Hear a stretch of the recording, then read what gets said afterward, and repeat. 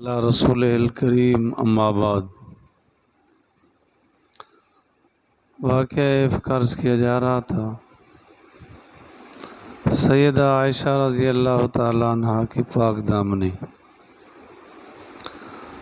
اللہ رب العالمین ارشاد فرما رہے ہیں ان الذین جاؤوا بالعفق، بے شک وہ لوگ جو بہتان لائے، عصبۃ منکم، ایک جماعت ہے تم میں سے۔ عفق کہتے ہیں تبدیل کرنے کو، پھرنے کو، حقیقت کچھ تھی ظاہر کچھ اور کرتی ہے۔ عصبہ کہتے ہیں جماعت کو۔ منافقین میں بہت سارے، عبداللہ ابن ابی ابن سلول بھی تھا، اور بھی منافقین تھے، کچھ مومنین میں بھی شامل ہو گئے۔ حضرت حسان رضی اللہ تعالیٰ عنہ، حضرت مصطح رضی اللہ تعالیٰ عنہ، اور حضرت حمنہ بنت جہش رضی اللہ تعالیٰ عنہ بھی شامل ہو گئے۔ تو اللہ فرماتے ہیں کہ بڑا بہتان لائے ایک جماعت تم میں سے۔ یا تو منافقین بھی اپنے آپ کو مسلمان ظاہر کرتے تھے، تب اللہ فرما رہے ہیں کہ تم میں سے وہ بھی، یا مومنین جو شامل ہو گئے تھے وہ بھی۔ جب واقعے کا اظہار ہوا، آپ علیہ السلام نے حضرت حسان پر بھی، حضرت مصطح پر بھی، حضرت حمنہ پر بھی حد جاری کی، حد قذف۔ میں بارہا عرض کرتا ہوں کہ اس وقت آدمی کچھ نہ کچھ سوچ کے تھوک ڈالتا ہوگا، الزام لگانے میں نہیں سوچتا۔ جس پر چاہا تھوپ دیا۔ اگر اسلامی نظام ہوتا، اسلامی قانون ہوتا، تو پھر طبیعت بن جاتی کہ کیا کہنا چاہیے کسی کے متعلق۔ اللہ فرماتے ہیں لا تحسبوه شرا لکم، یہ جناب صدیق اکبر رضی اللہ تعالیٰ عنہ کے خاندان کو تسلی ہے۔ لا تحسبوه شرا لکم، نہ گمان کرو تم اس کو شر اپنے لیے، بل ہوا خیر لکم، بلکہ وہ تمہارے لیے خیر ہے۔ جناب صدیق اکبر، جناب عائشہ رضی اللہ تعالیٰ عنہ، حضور علیہ السلام کی ذات گرامی اور سارے صحابہ، یہ ٹھیک ہے تھوڑی دیر کے لیے پریشانی ہوئی، بدنامی کرنے لگے کرنے والے، اس کو شر نہ تصور کرو، نتیجہ کیا نکلا تمہارے حق میں خیر ہے۔ اللہ نے ایسی برات ظاہر کر دی، حضرت عیسیٰ علیہ السلام کی والدہ پر جب بات بنی تو اللہ تعالیٰ نے بچے سے گواہی دلوائی۔ سیدنا یوسف علیہ السلام کے زمانہ میں ان پر جب مسئلہ بنا تو اللہ نے بچے سے گواہی دلائی۔ جب جناب رسول اللہ صلی اللہ علیہ وسلم کا گھر کا مسئلہ بنا تو اللہ رب العالمین نے خود گواہی دی۔ کتنا بڑا اعزاز اور کتنا بڑی شان ہے۔ اللہ فرماتے ہیں اس کو شر تصور نہ کرو اپنے لیے، بل ہوا خیر لکم، بلکہ وہ تمہارے لیے خیر ہے، بہتر ہے، انجام اچھا نکلا۔ لکل امرئ منہم، ہر آدمی ان میں سے وہی کچھ لے جائے گا، مکتسب من الاسم، جو اس نے گناہ کا کسب کیا۔ جس نے جتنا دخل عمل دیا اتنا ہی گناہ ہوگا۔ صفائی دی وہی اجر ملے گا۔ جیسے عرض کیا گیا کہ جناب ابو ایوب انصاری رضی اللہ تعالیٰ عنہ کی بیوی نے جو بات کی تو حضرت نے ٹوک دیا اور فرمایا کہ تو ایسی ہے؟ نے کہا نہیں میں تو ایسی نہیں ہوں۔ تو ایسی نہیں ہے تو حضور علیہ السلام کی بیوی ایسی ہو سکتی؟ اس کو یوں اجر ملے گا۔ جس سے الزام لگایا وہ اسی طرح کا گناہ لے کے نکلے گا، اسی طرح کا وبال اس پر پڑے گا۔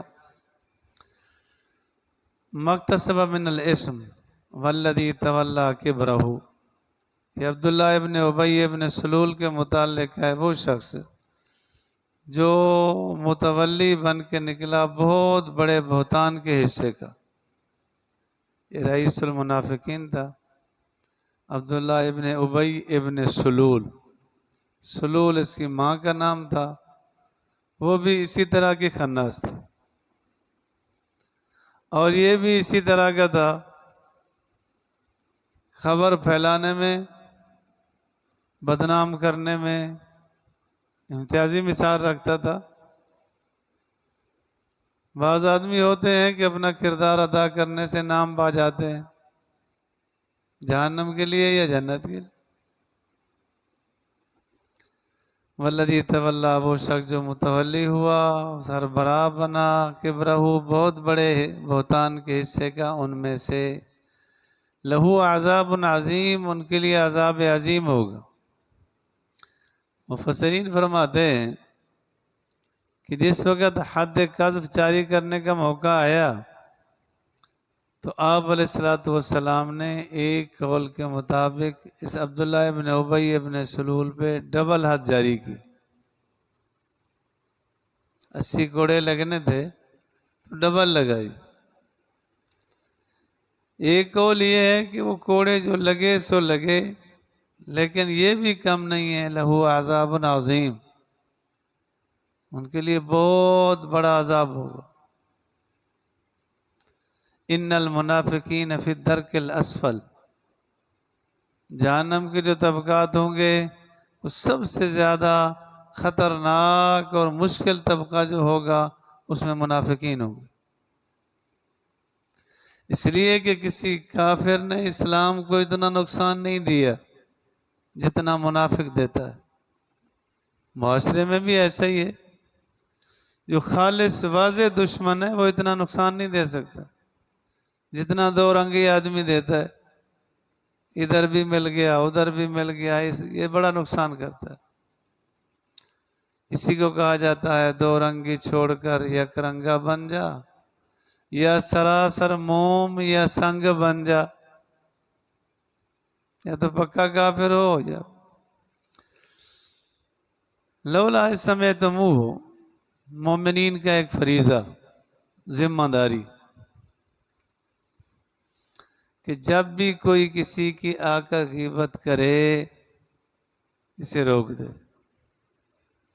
مجھے سنا کے کیا کرے گا؟ امام اعظم ابو حنیفہ رحمۃ اللہ علیہ فرماتے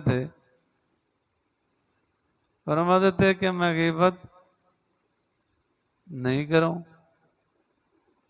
اگر کروں تو اپنی ماں باپ کی کروں کہ چلو میری نیکی ان کے کھاتے میں تو جائیں۔ ایک بزرگ کا ہے کہ کوئی آ کے غیبت کرنے لگا، فرمانے لگے اس نے تو پتہ نہیں کچھ کہا یا نہیں کہا، جناب تو مجھے کہہ رہے وہ جی آپ کے متعلق فلاں نے ایسا کہا ایسا کہا ایسا کہا، اس نے تو بگاڑ ڈال ہی دیا نا۔ تو مومنین کا فریضہ یہ ہے کہ اللہ فرماتے ہیں ان کو چاہیے یہ تھا کہ ایسی بات سننے کو تیار بھی نہ ہوتے۔ یاد رکھو ایمان والو، اگر ایمان کے ذرات ہیں تو مومن کی شان یہی ہے کہ ازواج مطہرات، تمام صحابیات اور صحابہ کے متعلق ذرہ برابر بھی الٹ سننے کو تیار نہ ہو، یہ مومن کی شان ہے۔ نہ ان کا شکوہ کرے نہ شکوہ سنے، یہ مداہن آدمی ہے کہ چپکے سے بیٹھا رہا، جو شکوے ہوتے رہے کر سنتا رہا۔ اللہ فرماتے ہیں لولا اس سمعتموہ، تم نے ایسا کیوں نہ کیا جب تم نے اس کو سنا۔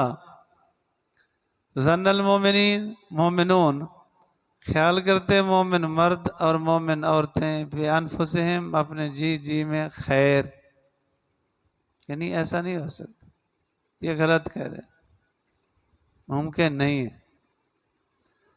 وقالو اور کہتے ھذا افک مبین، یہ تو صاف شفاف الزام ہے، یوں کہتے نا، نبی کا گھرانہ ہے، پاک گھرانہ ہے، اس کے متعلق انہیں کہنا چاہیے تھا کہ نبی کا گھر پاک ہے۔ آپ علیہ الصلوۃ والسلام نے بھی صحابہ کو جمع فرما کے یہی فرمایا تھا کہ میں اپنے گھر کو پاک دیکھتا ہوں، میں پاک خیال کرتا ہوں، مجھے بڑی تکلیف دی۔ لولا جاؤ علیہ باربعۃ شہداء، کیوں نہ لائے اس پر 4 گواہ؟ جب الزام لگایا تھا تو 4 گواہ چاہیے تھے، پھر 4 گواہ کیوں نہ لائے؟ فَإِذَا لَمْ يَأْتُوا بِالشُّهَدَاءِ، جب وہ نہیں لائے 4 گواہ، أُولَٰئِكَ عِندَ اللہِ هُمُ الْكَاذِبُونَ، پس یہ اللہ کے نزدیک وہ جھوٹے۔ 4 گواہ چاہیے تھے، ایک گواہ بھی نہ لا سکے، تو اللہ کے نزدیک یہ جھوٹے ہیں۔ جب 4 گواہ بھی نہیں، ایک گواہ بھی نہیں، اچھا کوئی آدمی بدگمان، بدنیت، بدطینت کہہ سکتا ہے، ہو سکتا ہے جی کسی ایک نے 2 نے دیکھا ہو، ڈر کے مارے نہ بتایا ہو۔ یہ تو وہ ذات بتا رہی ہے جو علیم بذات الصدور ہے، انہو علیم بذات الصدور، وہ سینے کے رازوں کو جاننے والی ذات بتا رہی ہے کہ کچھ نہیں لا سکے۔ غلط کہتے۔